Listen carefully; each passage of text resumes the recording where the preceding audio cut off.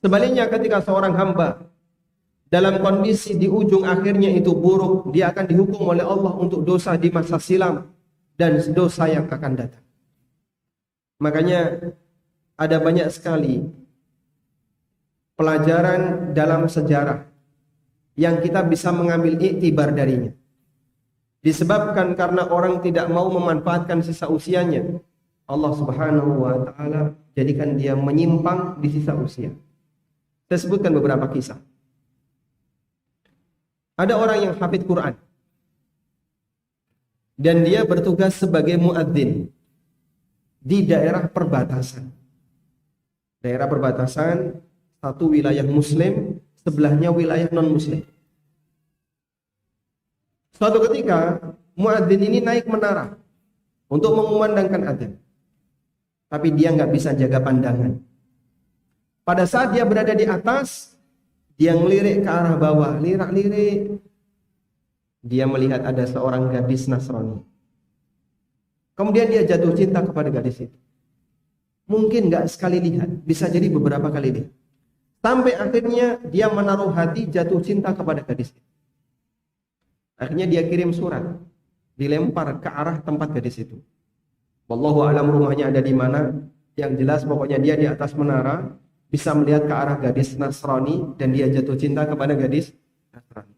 Dilempar surat ke sana. Dia ingin melamar gadis itu. Sang gadis memberikan jawaban.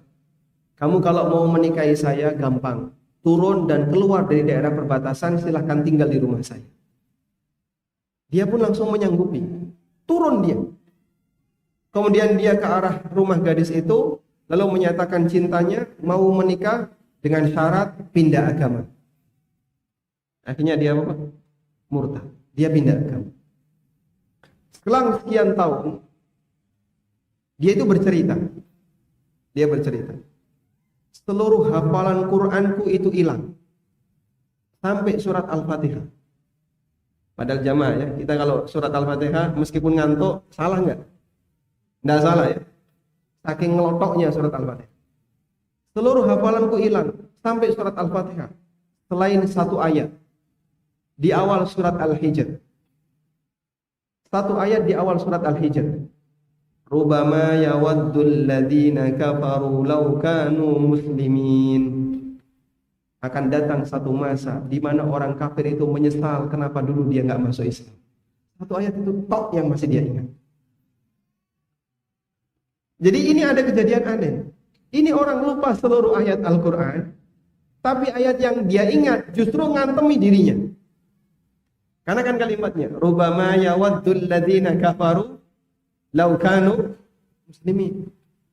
Akan datang satu masa di mana nanti orang-orang kafir dia berangan-angan, andaikan dulu saya jadi seorang muslim. Nah, kamu kenapa milih kafir?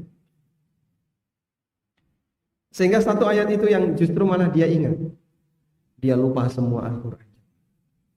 Dan orang ini mati dalam kondisi su'ul khatimah karena dia mati dalam keadaan apa jemaah? Dalam keadaan non-muslim. Manusia yang dia menghafal Quran butuh waktu cukup lama. Perjuangan untuk menghafal Al-Quran capek, melelahkan. Tapi dia menyimpang di akhir hayatnya sehingga dia menjadi non-muslim, dia menjadi kafir, murtad. Kejadian yang pertama.